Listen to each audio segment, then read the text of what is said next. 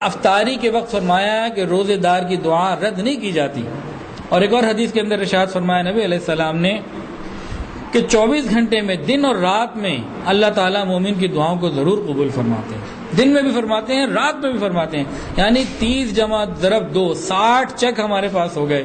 ہم خوب اللہ سے مانگے. چوتھا بہانہ کیسا عجیب بنایا، ذرا غور کریں.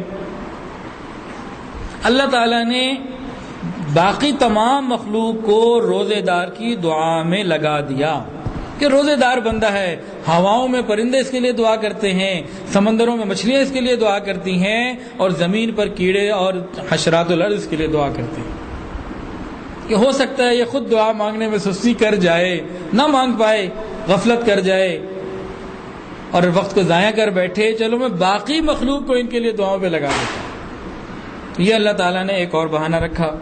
اللہ چاہتے ہیں کہ بندوں کی مغفرت ہو جائے. کاش کہ ہم بھی کوشش کر لیں کہ واقعی ہم مغفرت میں حصہ پانے والے بن جائیں. پانچواں بہانہ حدیث مبارکہ کے اندر آتا ہے کہ رمضان المبارک کی ہر رات میں اللہ رب العزت 10 لاکھ جہنمی لوگوں کو جہنم سے آزادی عطا فرماتا ہے. وہ لوگ جن کے اوپر جہنم واجب ہو چکی تھی، گناہ کر کر کے اتنا دور ہو گئے تھے، اللہ رب العزت افطاری کے وقت روز 10 لاکھ کی مغفرت فرماتے ہیں.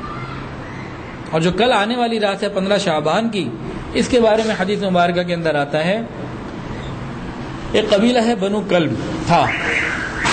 اس کے لوگوں کو بکریاں پالنے کا شوق تھا، اور ہر گھر میں 1000 500 200 سینکڑوں بکریاں ہوتی تھیں.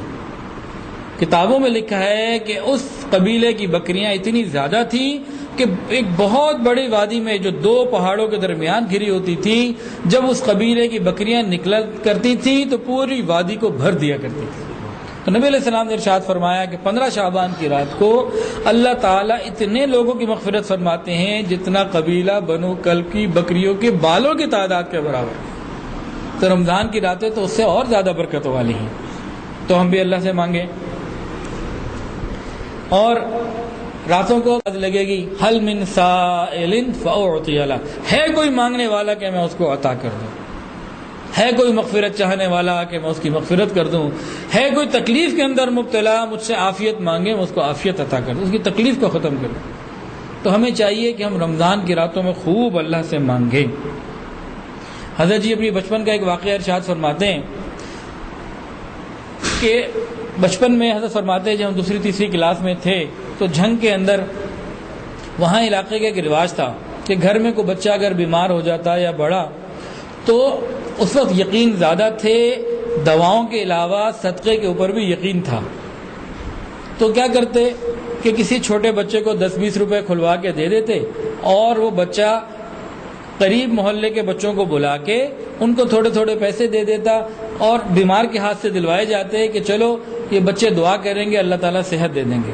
انڈر لائن آئیڈیا کیا تھا کہ اللہ کے راستے میں خرچ کریں گے اللہ تعالیٰ فضل فرما دیں گے. یقین زیادہ تھے آج کے زمانے کے مطابق. حضرت فرماتے ہیں کہ ہمارے گھر میں بھی ایسے ہوتا تھا. تو ایک دفعہ گھر میں کوئی بیمار ہوا، امی نے بلایا، کہا کہ بھائی سب بچوں کو بلا لو محلے کے، تو ہم یہ پیسے تقسیم کریں گے. تو حضرت نے فرمایا کہ ہم باہر آتے اور یوں آواز لگاتے تو تھوڑی دیر میں ارد گرد کے بچے آ جاتے، چلو پیسے ملیں گے. اور ہر بچے کو یقین ہوتا تھا کہ بلایا ہی جا رہا ہے تو اب کچھ نہ کچھ ضرور ملے گا.